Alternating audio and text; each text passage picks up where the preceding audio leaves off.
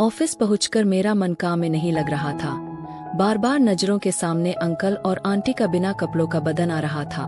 किसी तरह मैंने आधा दिन ऑफिस में बिताया और फिर पूर्वी को बोली मेरी तबीयत ठीक नहीं है, मैं घर जा रही हूँ।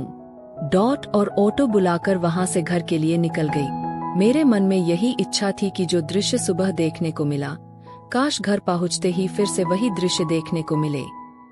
इसीलिए मैंने पहले से घर आने की सूचना अंकल आंटी को भी नहीं दी। मैं बहुत तेजी से अपनी बिल्डिंग में पहुंची, लिफ्ट से अपने फ्लैट तक पहुंची और बिना कोई शोर किए बहुत सावधानी से फ्लैट का दरवाजा खोला।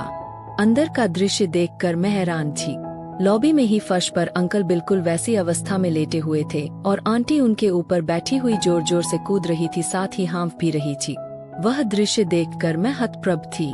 बहुत हल्के से बिना कोई आवाज किए ही मैंने फ्लैट का दरवाजा फिर बंद किया और कुछ देर बाहर ही खड़ी रही।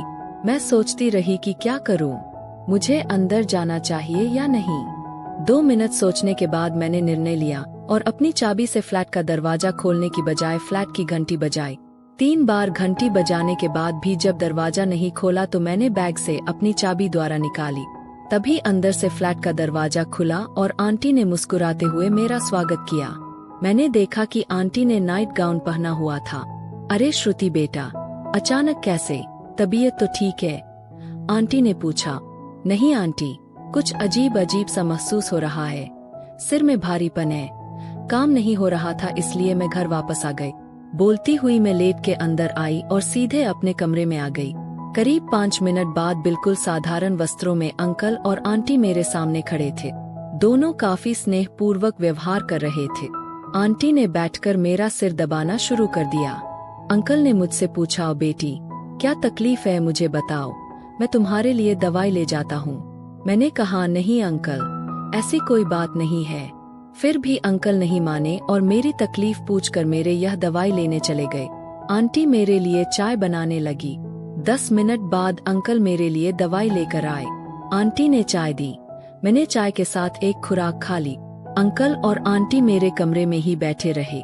उन्हें मेरी चिंता थी, परंतु मैंने कहा, आप दोनों अपने कमरे में आराम कीजिए, मैं भी थोड़ी देर आराम करना चाहती हूँ। मेरे ऐसा कहने पर वे दोनों पूर्वी के कमरे में चले गए। उनके जाते ही मैंने अपना कमरा अंदर से बंद किया और अपने बिस्तर पर आ गई।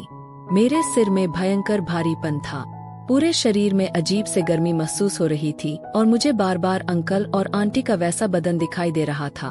मैं सोने की कोशिश कर रही थी पर नींद तो शायद मुझसे कोसों दूर थी। मुझे इतनी गर्मी लग रही थी कि ऐसा लगा जैसे मेरा पूरा बदन उसमें झुलस जाएगा। मैं बिस्तर से उठी और नहाने के लिए अपने बाथरूम की तरफ बढ़ गई।